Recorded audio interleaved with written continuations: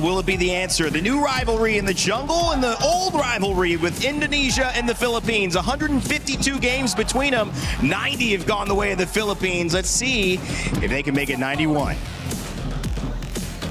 Thank you so much. We're jumping into our very first series. Me and Brig are here to catch it all. We got Vitality on the blue side facing up against the Falcons on the red. And immediately, we already see the openers from both sides. The draft has been particularly interesting. This is the first time we are seeing Joy here and now in this game. It's a Paquito versus a Joy in the jungle. Never really expecting a new rivalry to come out again now that we're in the knockouts. But hey, it's MSC. It's always been surprises everywhere. But at least for Vitality, they've gotten one of their very good comfort picks, which is the Melissa on Eman again. And that's the thing, right? Lafel was mentioning just now that Joy does have enough iframes to actually not only close the distance, but actually deal some damage despite the go away from me. So at this stage, we're trying to see whether or not Falcons, they built a lineup where, hey, as much as we want Super Marco to win the lane, there are other aspects of the game that we cannot let drop or slip. Yeah, because especially when it comes to the objectives, right? I mean, you already were thinking twice about the Akai pickup because of the presence of a Valentina, yes, but also the Barats. So what are the guarantees that whoever jungler you pick up would not face the exact same struggles going up against the Barats, Paquito, and a Valentina? Oh, not to mention the Minotaur even. So like objective picks seem to be a bit of an advantage for Vitality, at least in the early to mid stages of the game. I would imagine that Falcons would just have to look to play for picks, right? And initially I was thinking maybe Hayabusa along the sides of the Joy as well, but I think Joy just a little bit more concentrated on the targets they want to go for rather than you just leaving it up to chance with the Hayabusa. This time around, Shogun is still going to be a pretty big problem. Not only is he winning in the lane, but more importantly, the neutrals is going to be hard. Oh, this is dangerous for him. Iman's side. Oh, whoa, whoa. Could have the Clint been an answer to the Melissa all along. Flap going in with the bravest fighter, zoning out the members of Vitality. Kyle secures the objective, a flicker from Finn, but Flap still picks up first blood. The tone as well is coming in from Shogun. Doesn't land the stun onto anyone, and now he's looking like the next target. The taunt catches up, and now Falcons are trying to chase him down. Moreno still goes in. He will try to find the trade. Nile picks it up, but Falcons, they're not gonna fight. No, they can't go for any more than this. Not enough cooldowns on Nile to actually chain it together. So far, so good. It's one-to-one trade-off so far, and man, let's look at this replay one more time, because again, this matchup down by the bot lane really depends on the positioning of Iman. If he runs out of that traditional front-to-back, he will lose, but keep in mind that even for Lapu, there was no need for him to flicker into that, right? He's so deep in the sauce, can't seem to get out afterwards unless he was looking to try and maybe get the bravest fighter off of cooldown as soon as he's done, and even then, it's too early to say. I guess it really just boils down to Falcons wanting to secure the snowball. It was kind of brought up in the panel earlier on too that the mid-game might seem a bit of a struggle for them considering the lineup that they've built. We're looking at another replay here. Just the casual purple steal in front of Niall's face, you know? Just the good old from Kyle as they're looking for another kill here as Ogren able to snatch one. No way, the damage from Super Marco is insane! Finn goes down next and Kyle catches up onto Moreno. There goes Eman trying to save his teammate. And he successfully does! Oh. But the abyssal arrow from Haji doesn't let him get away, Eman! There are 4 members of Falcons here down bot, doesn't have to go away anymore! And Kyle will just pick up the kill! This is snowballed into a pretty huge lead for the Falcon side. One bad fight taken, resulting in a dive on bot side. Everything that they wanted to get and more has been taken. Well, that and Super Marco not getting the kill. He's got 4 assists in his back. He even flickered for it. So, you know, Haji, yo, KDA machine, calm down. I need the money, sir. Please. Yeah, I imagine this is exactly what Falcons wanted. And they already have that 3K goal lead, which is really great. If the second turtle still goes over to their side, Vitality, what we were expecting for them in terms of objectives might not happen anymore. No!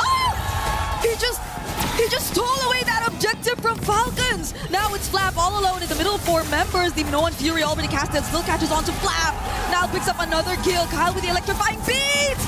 But he gets stunned by the bravest fighter, Landshaker, copied by Moreno! What did I say? What did I say? First person who flickers, generally, if we don't see a kill, you're going to get traded out. Both of these teams aren't missing any of the punches. They're trying to slip as many as they can. Let's look at the replay one more time, because in moments like this, you would have imagined, okay, the fight's already over. Finn flickers forward, but guess what? Moreno, he's still watching, and it actually extends the lead further. I think at that point, Kyle should have just decided we got to back off here. But that's the scary part in these types of drafts. Giving away a trade could lead into a bigger snowball, and that's why you see that both sides are so eager to trade 1-for-1 every single time. Such a good steal, though. I'm still not over it.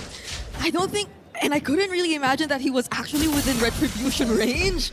But now just punch forward and actually got it away from Team Falcons. Now it's Vitality. That 2 or almost 3K Goldie we saw earlier is now cut to half. So I think we're sort of even all over again across the map. But hey, Shogun! Whoa! Actually decides to go for Ogwen. Is that the choice that they actually want? The random Dryad copied as well, so they get to take at least the 1-for-1. Kyle catches up though, now not looking in a great position. Does he get to sustain his way out of it? It's a no! Falcons chased him down. Yeah, once again, pretty difficult choice there. I think Niall even recognized that if he tried to go back into the get away from me boundary of Iman, it might have led into him getting killed as well. So this was probably the best option, but the arrow hits once more. And Haji, making sure that he is the KDA machine, continues to follow as programmed. That's a crazy combo. Okay, maybe that's where the burst is gonna come from after all. You know, it's the Selena and the Clint, who had a very decent lane. He did mention it was 004 earlier, now it's 007. So I think there's been very decent kill participation over to Super Marco's side.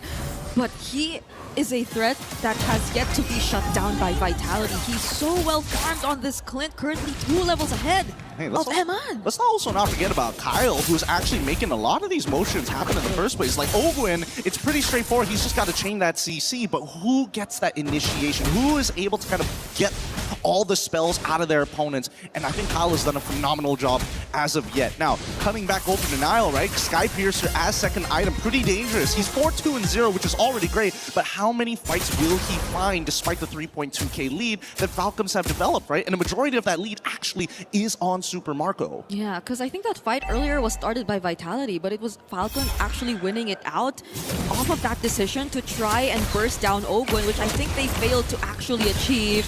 Another Abyssal Arrow, gotta dodge that. And Finn seems to be having a much harder time right now dealing with the damage and tanking the front lines for Team Vitality at this point. There's also so much range, honestly, over on Falcon's side, which I think is going to be a problem if Vitality just really want to deal with the more front-to-back approach of landing these team fights. Only naturally. I think that Vitality, it's Iman, right? He is going to be the key to make this game open wide. Oh, Gogo? It's haunted just a bit.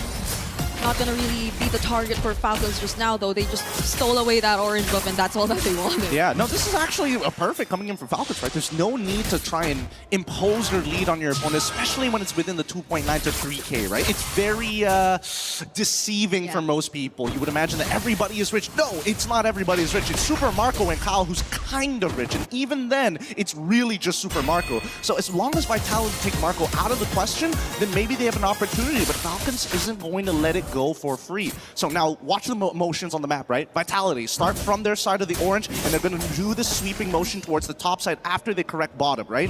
When you have control over one sector of your map, you got to make sure you set up those waves. Yeah.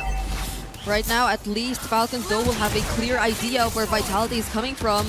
It's a very difficult task to find Super Marco, but there are ways that Vitality can actually pick him off. But Falcons are already grouped up. There goes Flap, already trying to zone. Wrath of Pride already committed as well, but the electrifying beats are dealing too much. But you know what, Yuri? The Daytona's welcome. Yep. A 4-man knockup coming in from Vitality. Kyle finds Shogun, but that's going to be an exchange of his life. Oh, man. Oh, gets hit by the arrow as well. They're going to get one more for this. Finn in trouble. Yep, has a heal. Oh. He will be saved, though.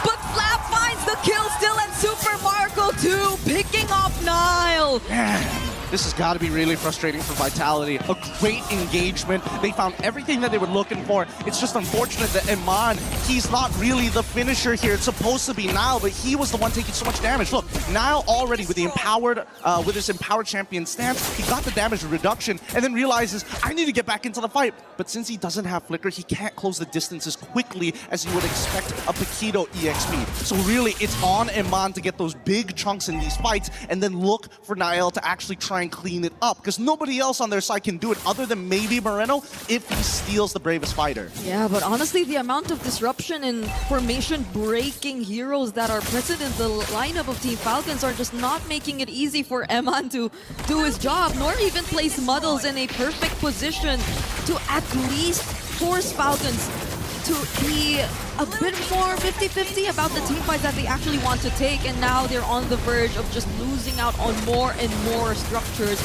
That's a conceal play by Oakwood here. Doesn't have the Oh my god. arrow all over again! Oh my and the god. burst from Super Marco! Oh, that was just... It was just one hit away from going down, and that was Finn! This is too much. This is too much for them to handle. As much as Iman is great at sieging on this Melissa, so far this Clint is doing double the work, not only chunking out key members from Vitality's side, but a raw amount of burst. Interesting, Flat making a blind read there, trying to open up this one part of the bush, but watch it every single time. If they can just get a little bit more space after the Muddles, they can almost guarantee that inhibitor turret. Yeah, he didn't have the flicker there too, so it was just probably them really wanting to zone away the Team Vitality further from being able to defend that turret, but nonetheless, at least for Vitality now, they're still holding on to their base turrets. It's an 8k gold lead that we're looking at right now, though. I think being able to come back from this kind of situation really requires for Eman to get as much farm as he should. But now that Falcons, especially with the Selena, are taking full control of the map, it's looking like a very difficult task at this point. Well, I think it's a good time to play good and bads here, right? Because truth be told, the best situation possible for Vitality is if they wait 2 Lords, and then they should be able to even out in terms of the gold. If not, they have to get at least steal away 1 Lord and somehow get a complete wipeout on Falcons. 4 out of the 5 would also be ideal, majorly to get that shutdown. That shutdown goal on Haji, but so far I don't think Haji's been really out of position, right? He's been throwing these arrows from so far back, and it's difficult for Vitality, especially when they are the ones on the defense.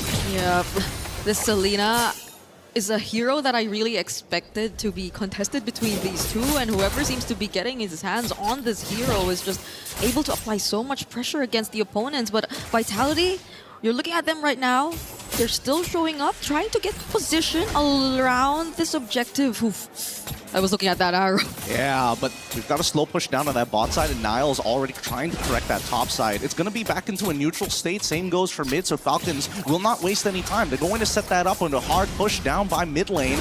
But somebody's got to correct that bot side at some point.